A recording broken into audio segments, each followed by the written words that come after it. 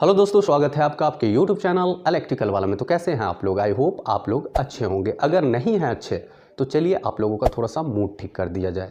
तो अर्ज है शेरो शायरी का सिलसिला स्टार्ट करते हैं थोड़ा सा, बस उसके बाद अपने टॉपिक पे बात करेंगे। तो अर्ज है, हक से अगर दो हमें तो तेरी नफ़रत कबूल है हमें, हक से अगर दो हमें तो तेरी नफ़रत कबूल है हमें, खैरात में तो तेरी मोहब्बत को भी हम इनकार कर दें, खैरात में तो हम तेरी मोहब्बत को भी इनकार कर दें। तो चलिए ख़त्म करते हैं अब ये शेरो शायरी का सिलसिला। अब चलते हैं अपने बहुत ही ख़ास टॉपिक के ऊपर। आज का हमारा टॉपिक है कि इलेक्ट्रिसिटी का बिल कैसे कम किया जाए। क्या एक तरीका है कि चोरी करके कम किया जाए, और भी दूसरे तरीके हैं। तो बहुत सारे लोग तो इलेक्ट्रिसिटी यूज़ करते हैं, लेकिन दिमाग में ये चलता रहता है कि इसका जो बिल आता है, इलेक्ट्रिसिटी बिल जो आता है, उसको कम कैसे किया जाए। तो बहुत सारे लोग तो चोरी कर लेते हैं। तो क्या चोरी करना अच्छा है या ख़राब? तो आप लोगों को अच्छी तरह पता होगा कि चोरी जो होता है वो हमेशा ख़राब ही होता है। तो क्या सही तरीक़ा से इलेक्ट्रिसिटी बिल कम किया जा सकता है? तो इसका जवाब है बिल्कुल। अगर आप अपना भी इलेक्ट्रिसिटी बिल कम करना चाहते हैं तो वीडियो को पूरी अच्छी तरह देखें, आप भी समझ जाएंगे और आप भी अपना इलेक्ट्रिसिटी बिल कम कर पाएंगे। तो चलिए चलते हैं अपने टॉपिक की तरफ और बात करते हैं। तो चलिए यहाँ पे बात करते हैं इलेक्ट्रिसिटी बिल किस पे डिपेंड करता है। सबसे पहले अगर आप कोई भी इलेक्ट्रिसिटी यूज़ करते हैं तो उसका जो बिल आता है, यूनिट जो उठता है, वो किस पे डिपेंड करता है, उसके हिसाब से जो पैसे आते हैं वो किस पे डिपेंड करता है। तो सबसे पहले बात करते हैं हम पावर फैक्टर। पावर फैक्टर क्या होता है? क्या होता है कि ये मेन चीज़ है आपका इलेक्ट्रिसिटी बिल के ऊपर। क्योंकि अगर आपका पावर फैक्टर लो है, कम है, तो क्या होगा, आपका इलेक्ट्रिसिटी बिल जो है वो ज़्यादा आएगा। और पावर फैक्टर अगर ठीक है, यानी कि ज़्यादा है, तो आपका इलेक्ट्रिसिटी बिल कम आएगा। तो ये जो होता है पावर फैक्टर के साथ इन्वर्सली प्रोपोर्शनल होता है। तो अब आप लोगों को अच्छी तरह पता चल गया कि ध्यान क्या किस पे देना है। तो पावर फैक्टर पे। हमारे घरों का पावर फैक्टर 0.8 होनी चाहिए। बहुत सारे लोगों के घरों का पावर 0.50 होता है, 0.40 होता है। तो देखिए यहाँ पे क्या हो रहा है कि पावर फैक्टर कम आ रहा है, तो ऑब्वियसली आपके घर का जो बिल है वो ज़्यादा आएगा। तो आपको ध्यान किस चीज़ पे देना है? पावर फैक्टर पे। अब हम यहाँ पे बात करते हैं कि हमारे घर का पावर फैक्टर कितना है, वो कैसे चेक करें। तो आप लोगों को पता होगा आजकल हमारे घर में आ गया है डिजिटल मीटर।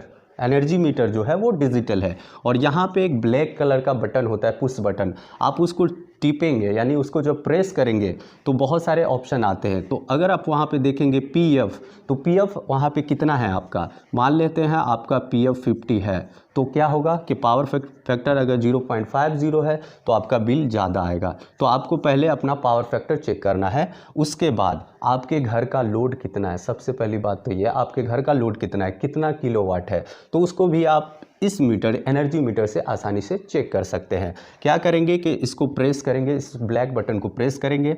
सबसे पहले तो आप अपने घरों के जितने भी लोड हैं, छोटा से छोटा, सबको ऑन कर देंगे। उसके बाद इसको प्रेस करेंगे तो आपके घर में कितना लोड है वो आपको दिखा देगा। मान लेते हैं 1 किलोवाट का लोड आपके घर में चल रहा है और पावर फैक्टर 0.50 है, तो आपका इलेक्ट्रिसिटी बिल ज़्यादा आएगा। तो हमें क्या करना है, हमें पावर फैक्टर को मेंटेन करना है। तो आप लोगों को अच्छी तरह पता होगा कि पावर फैक्टर मेंटेन करने के लिए हम क्या करते हैं, कैपेसिटर का यूज़ करते हैं। हम यहाँ पे यूज़ करने जा रहे हैं कैपेसिटर।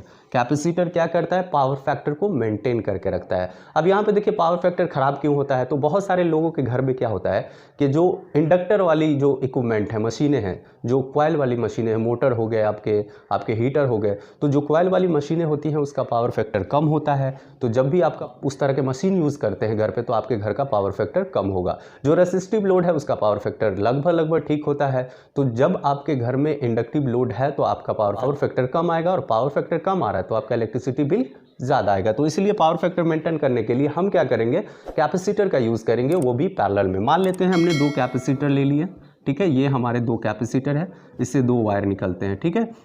इसको हमने पैरेलल में जोड़ दिया कैपेसिटर को। अब यहाँ पे देखिए आपका एनर्जी बॉक्स है, एनर्जी मीटर है, उससे आपके 2 वायर आते हैं, एक आपका फेस और एक न्यूट्रल, जो आपका कहाँ से आता है, बाहर से, पोल से आता है। उसके बाद उससे 2 आउटपुट निकलते हैं, एक फेस और एक न्यूट्रल आता है। उसके बाद वो आप एमसीबी में डाल देते हैं, ठीक है, उससे भी आउटपुट निकलता है। तो ये आपका आउटपुट जो है वो आपके घरों में चला जाता है। तो आपको करना क्या है कि जो आपका ये पावर फैक्टर मेंटेन करने के लिए आपको पैरेलल में कैपेसिटर कनेक्ट करना है। तो हम देखिए ये मान लेते हैं रेड वाला वायर है जो हमने रेड में कनेक्ट कर दिया, और ये निगेटिव वायर जो है क्या बोलते हैं उसको, न्यूट्रल वायर, न्यूट्रल में कनेक्ट कर दिया। अब ये जो हमारे वायर निकल के आते हैं वहाँ से, उसको हमने लोड में कनेक्ट कर दिया। तो इससे क्या होगा कि पावर फैक्टर अगर घट बढ़ हो रहा है तो हमारा जो कैपेसिटर है वो पावर फैक्टर को मेंटेन करेगा, और पावर फैक्टर अगर मेंटेन हो गया तो आपका इलेक्ट्रिसिटी बिल भी कम हो जाएगा। और एक और डिवाइस है जिसको हम पावर फैक्टर मेंटेनर डिवाइस बोलते हैं, जो बहुत सारी बड़ी बड़ी कंपनी जैसे हैवेल्स वगैरह बनाती है, जो महंगी आती है, तो हम वो भी लगा सकते हैं या तो कैपेसिटर भी लगा सकते हैं। अब यहाँ पे मेन मुद्दा आता है कि कितना किलोवाट में और कितना पावर फैक्टर है, तो कितना हम कैपेसिटर, कितने का कैपेसिटर लगाएं, तो उसका भी डाटा मैंने दे दिया है, आप वहाँ देख सकते हैं और उस हिसाब से आप पावर फैक्टर मेंटेन कर सकते हैं। तो आई होप मेरे वीडियो से आप लोगों को जानकारी मिली हो, तो कमेंट सेक्शन में जरूर बताएं। अगर आप नए हैं मेरे चैनल पर तो जल्द से जल्द मेरे चैनल को सब्सक्राइब कर दें, क्योंकि आप लोगों की हेल्प की बहुत ज़्यादा ज़रूरत है। मिलते हैं हमसे अगले वीडियो में अगले टॉपिक के साथ, तब तक के लिए बाय बाय, टेक केयर।